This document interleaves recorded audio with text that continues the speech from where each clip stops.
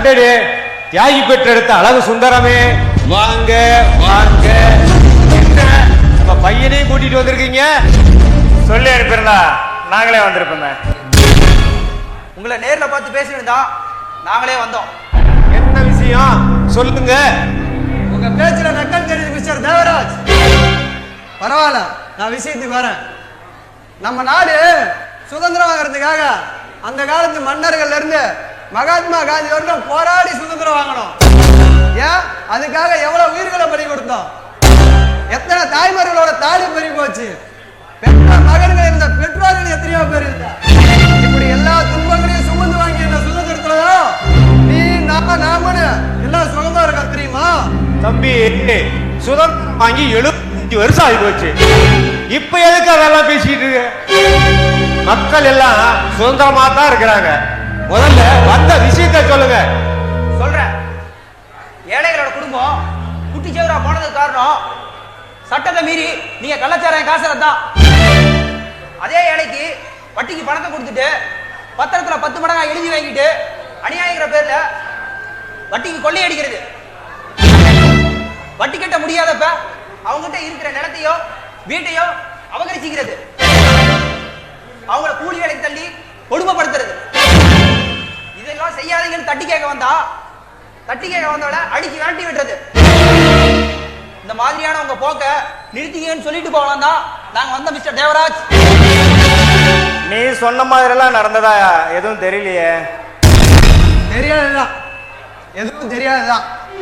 ஆள் பலம் பணம் பலம் இருந்தா எதுவுமே தெரியாதுதான். ஆமா, ஏழை விவசாய ராமனோட நிலத்தை அபகரிச்சிங்களே, அந்த ராம இப்ப உழைக்கவே வழியில தூக்கு போட்டு செத்துட்டாரு தெரியுமா? அதை தட்டி கேட்க வந்த தங்கராசா அடிச்சு உதச்சிட்டு ஏதோ ரொம்ப திமுறா எதுவும் தெரியாத மாதிரி பொய் வேற பேசுறீங்க. இதெல்லாம் என்ன நியாயம்? ராஜா, இங்க பாருங்க.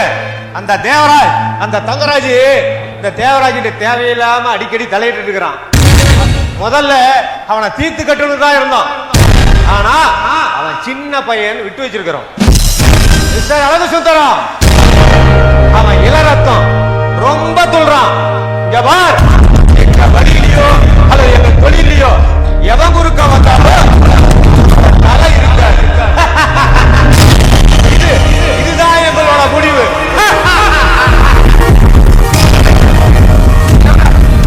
உங்களுடைய இந்த தொழிலை விட்டுட்டு ஊருக்குள்ள நல்ல மனுஷனா நல்லதை மட்டும் செஞ்சு வாழ பழகி தேவராஜ்.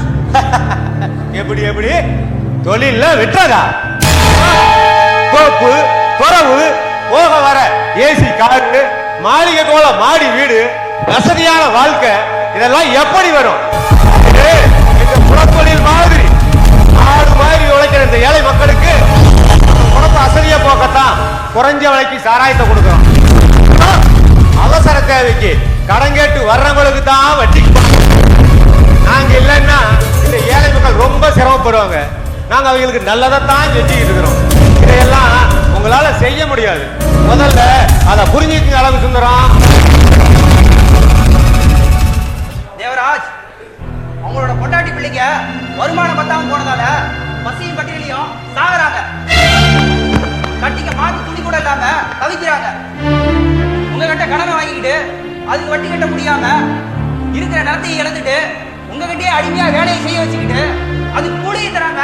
சாராயத்தை மட்டும் கூலிங்கிற பேர்ல கொடுத்து அவங்களெல்லாம் இப்படி கொடுமைப்படுத்துறீங்களே, கொஞ்சமா நியாயமா? இல்லதான், நியாயம் இல்லதான். நாங்களா வாங்க வாங்க வந்து குடிங்கன்னு சொல்றான். பாலை மோப்ப முடிச்சுட்டு வர பூனை மாதிரி அவங்க தான் வந்து குடிக்கிறாங்க. அவங்க வரலன்னா நாங்க ஏன் வைக்க போறோம்? இதெல்லாம் பாவலை நடத்துறவனு. தம்பி, பாவ புண்ணியம் பார்த்தா உழைக்க முடியுமா? குறுக்கு வழிதான் வாழ்க்கையை உல்லாசமா அனுபவிக்க முடியும். தேவராஜ், உன்னுடைய பேராசையால எத்தனை குடும்ப நடுநிலை இருக்கு தெரியுமா உனக்கு? அதெல்லாம் கொஞ்சமாச்சும் யோசிச்சு பாரு.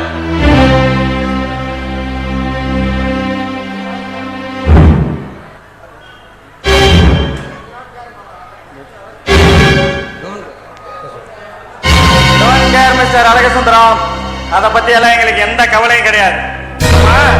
ஊர்ல யாருக்குமே இல்லாத அக்கறை உங்களுக்கு என்ன வந்தது? நான் ஒரு பொதுநலவாதி. எங்கெல்லாம் தப்பு நடக்குதோ அங்கெல்லாம் நான் முன்னாடி தட்டி கேட்பேன். அப்போ நாங்க என்ன சுயநலவாதிகளா?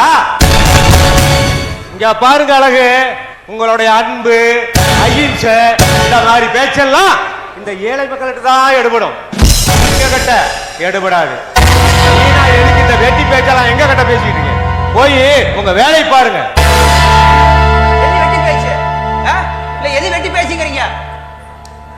அன்பு வழியில திருந்தாதவங்கள திருத்தணும்னு இங்க வந்து உங்களை பேசிட்டு இருக்கனே, இது வெட்டி பேச்சா?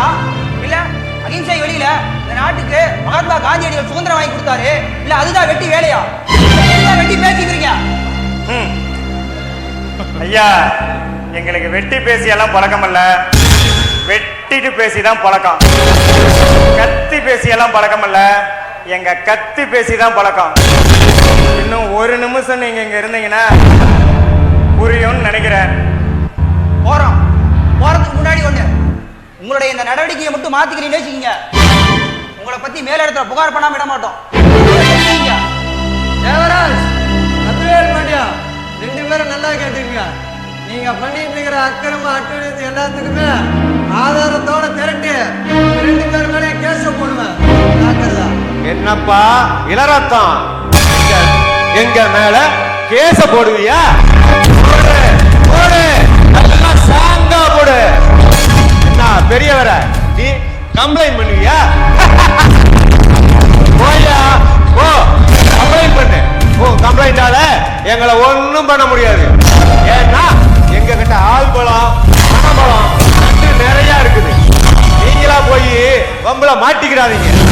அப்புறம் நீங்க தான் கள்ளச்சாராயம் காசுன்னு சொல்லி உங்க மேலே கேச போட்டு உங்களை உள்ள வைக்க எங்களால முடியும்.